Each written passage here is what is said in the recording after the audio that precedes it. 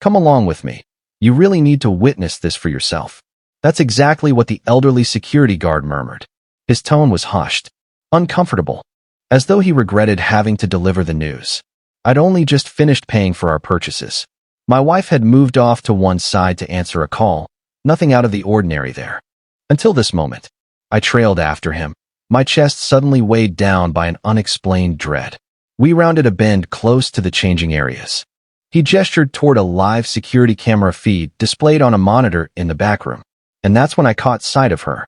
My wife, the same woman I'd built 17 years and raised 2 children alongside, was leaning against the wall, giggling into her phone, flirting openly with another man. Her words drifted through the flimsy partition.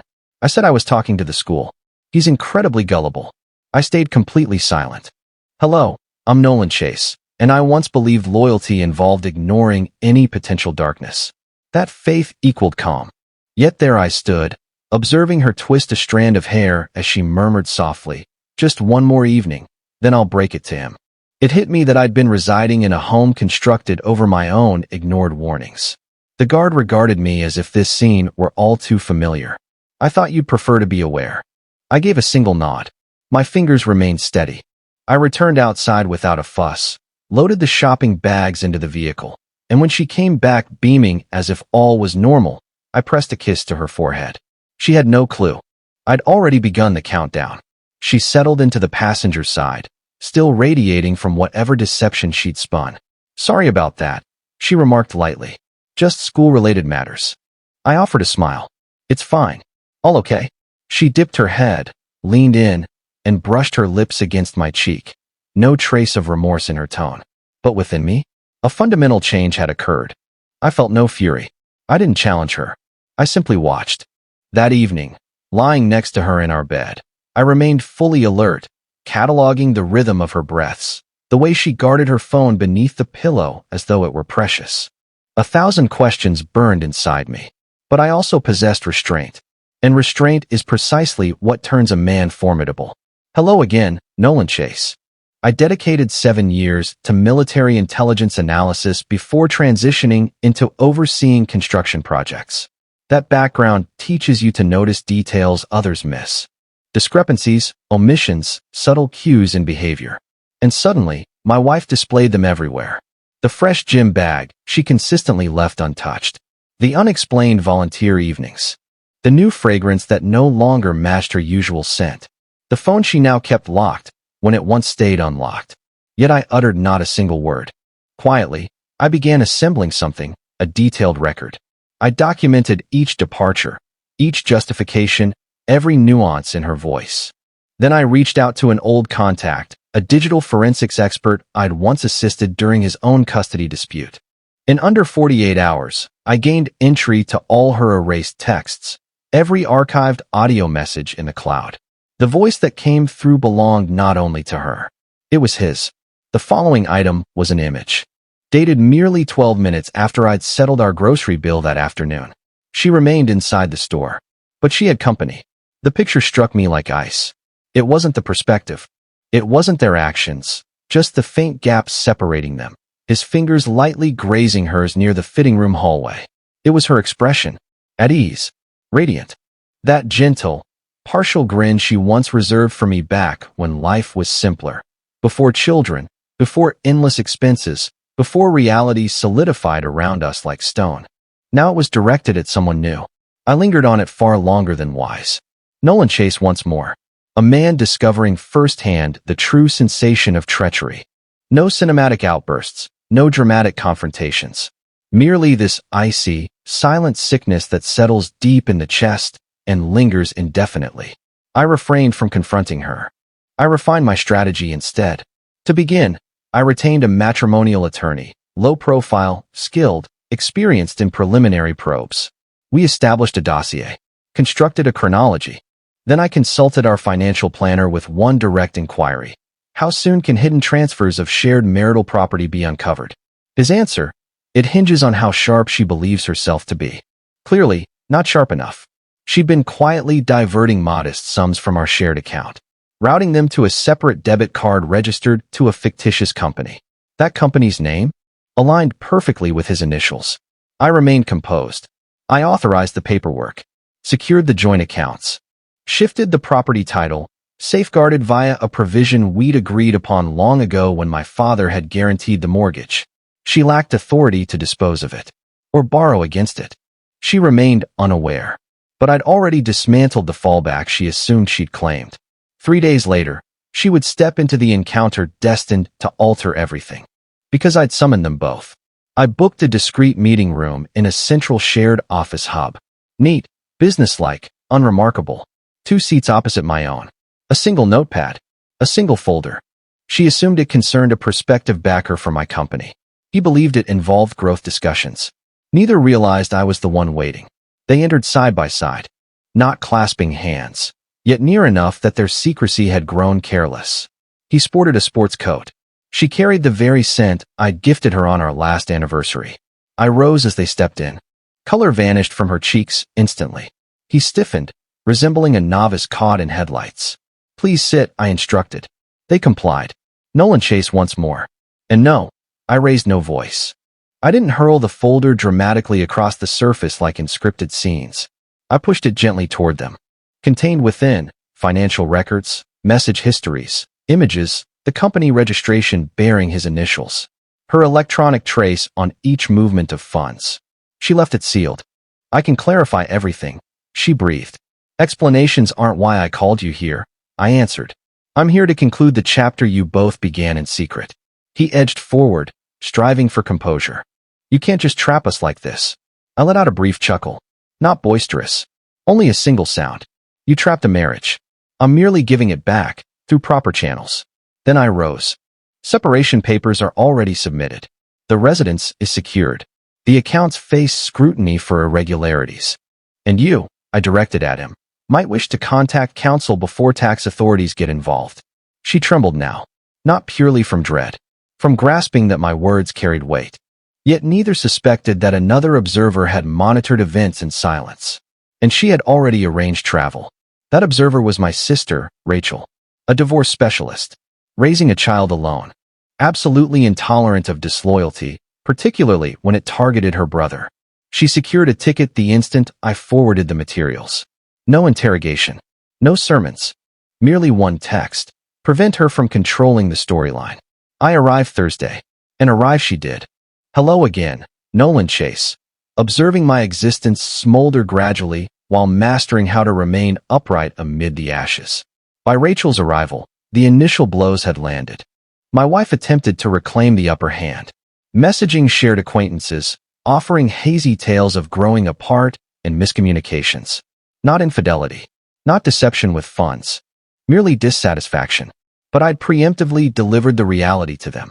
Evidence, paperwork, verification. One acquaintance phoned. "Nolan, if these details hold, she's obliterated her own future." I offered no response.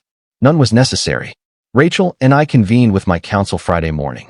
She presented updated filings designed to hasten proceedings. Urgent directives. Safeguards for property. Preliminary child arrangements should she attempt to draw them in. Then she met my gaze over the table and posed the question. Is this driven by vengeance or by tranquility? The word struck home. This extended beyond exposing them. It concerned evolving into a different person beyond the wreckage. I replied, tranquility. She inclined her head. Then we concluded properly. That night my wife appeared at our home, the residence she could no longer enter, and discovered fresh locks, a new access code, and an official notice affixed to the entrance. She lingered on the step for 10 full minutes. Never rapped, simply wept into her palms. Yet the surveillance recorded it all, and that recording would prove more significant than she imagined. Because come Monday, her workplace would view it. Her workplace, a specialized medical organization. Their conduct guidelines left no ambiguity. Staff engaging in monetary irregularities, breaches of client confidence, or damage to the organization's standing face review and possible removal. Her actions went beyond infidelity. She'd charged 2 of their getaways to the firm's expense card, listed falsely as professional development seminars that never took place. And I possessed the documentation. Hello again, Nolan Chase. And if you're questioning whether this constituted vengeance, you've missed the point entirely. This was responsibility. Nothing extra. Nothing deficient. When summoned to human resources, she attempted to reframe it, claimed I was striking back, insisted it was personal conflict bleeding into work. Yet regulations disregard emotions. They prioritize facts. She received immediate suspension. Probe underway. Her voicemail to me that evening stretched 6 minutes. It opened with accusations, shifted to pleas, fell quiet, concluded with fury. You can't ruin me simply because you're wounded. I sent no reply.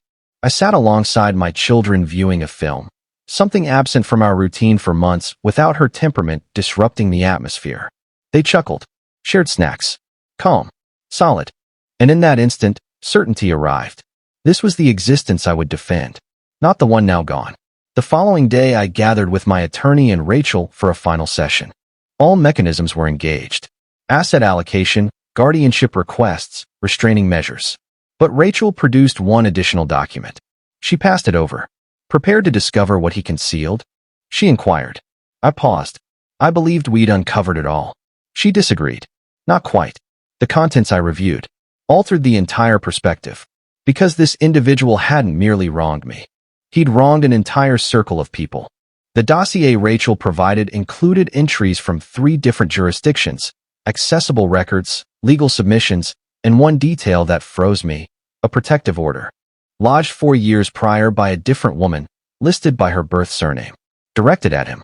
Identical individual. Separate location. Identical conduct. Charges included pressure, monetary control, and psychological harm. The matter stayed out of public view. Resolved privately. Concealed. Yet documented. And Rachel possessed it. Hello again, Nolan Chase. In that instant, I ceased pursuing mere serenity. Now the matter transcended my personal pain. This man carried a track record. I placed one call to her company's personnel division. I withheld the full account, merely supplied the accessible reference, the judicial entry. Then I leaned back as the final strand gave way. Her temporary removal became definitive in under 2 days, not solely due to fabricated expenses, but for introducing a dangerous individual into a safeguarded environment. She phoned from an anonymous line that evening. Please, that's sufficient. I responded evenly. No, I've done nothing at all. I've simply ceased shielding you. Then I ended the call. Come morning, the man himself contacted me. No intimidation. Only one brief text. We should talk face to face. I displayed it to Rachel. Her advice, he's testing for cracks. Offer none. So I ignored it. Instead, I contacted a past associate from my professional circle, a specialist in security consulting and threat assessment. He owed me once. Within hours, the man who assumed he was merely involved with a committed woman received formal notification, a lawsuit plus injunction linked to monetary complications and past behavior. His subsequent quiet carried greater impact than any regret. Yet one closing exchange remained. My wife had asked for a direct meeting. She appeared 10 minutes ahead, barefaced, ringless. Simply the individual I'd wed 17 years earlier, now devoid of the facade she'd maintained recently. We faced each other in the identical diner where we'd once selected names for our future children amid breakfast and coffee. Exhaustion marked her features. I realized kindness isn't owed to me, she murmured softly. I offered silence. I never expected you to discover it, she continued. Not due to any lack on your part. Only because your trust in me ran so deep. I gave one nod. Hello, Nolan Chase once more. Positioned opposite a shadow wearing my wife's form. Understanding that the deepest wound stemmed not from the romance, the falsehoods, nor the finances. It came from how readily she risked our family for a man who refused to stand by her when consequences arrived. She reached into her bag and placed an item before me. A photograph. From our wedding. Destroy it. Dispose of it however you wish. I simply refused to remain the sole keeper of this memory. I studied the image. 2 young people beaming toward eternity, oblivious to how brittle that promise could prove. Then I creased it carefully and slipped it inside my coat. I'm not present to inflict suffering, I stated. But I'm also not here to rescue you. She pressed her lips together. Tears emerged at last. Can you ever find it in yourself to forgive? I rose. I already have. That's how release happened. She made no move to follow. She remained seated, weeping for the existence she never anticipated forfeiting. I entered my vehicle, ignited the motor, and returned to our children. Return to honesty. Not retribution.